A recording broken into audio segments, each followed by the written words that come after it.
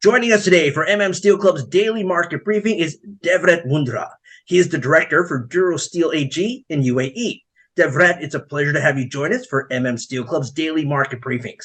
We can now take this time to promote Duro Steel AG for the 2022 Dubai Steel and Raw Materials Conference, which takes place from October 26th to the 27th. Let's discuss steel and the raw materials industry in the global markets and the demand to recover from the COVID-19 pandemic. Can you describe the current market situation in your area? Thank you for the opportunity. My name is Devvrat Moondhra. I run a company called Durosteel AG. So Durosteel AG operates out of 35 countries, and we are a global player. So we don't, let's say, have a specific region, but we have exposure to Africa, as well as Europe, as well as the Far East. So we are affected essentially by the entire global market. And today we are in a very interesting steel market because the Federal Reserve has been raising, Federal Reserve in America has been raising interest rates, and there is a massive dollar squeeze in the entire global economy. And you also have a situation in China where there's zero COVID tolerance. So the COVID norms are very, very high. So as a result, there is a big demand drop. Supply chains are also fractured in terms of what's happening with automakers. So wherein we've had 24 months of significant growth for the steel business, and prices have been close to all-time highs. The last 4 to 5 months, we've seen a drastic reversal, and we're seeing this across the board in all regions today. Okay. What perspective does your company have on the steel and raw materials industry? I touched on that. I think that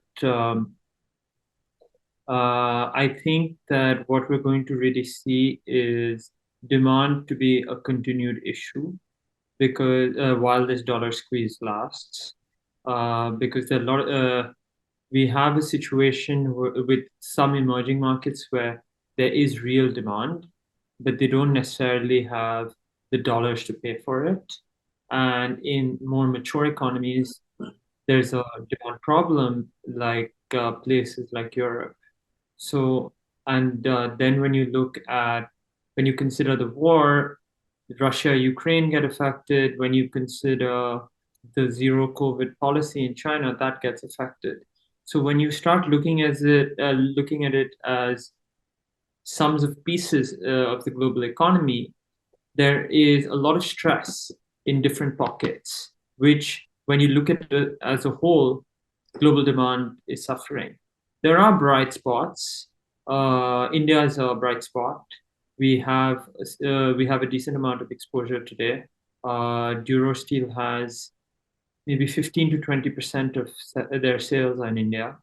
And I mean, aside from Duro Steel, I'm a member in different businesses in steel out of India, and we can see those businesses growing at a rapid pace. So India is a bright spot, but overall global economy is stressed. Okay. What are your company's preliminary results for 2022, and what do they expect from 2023?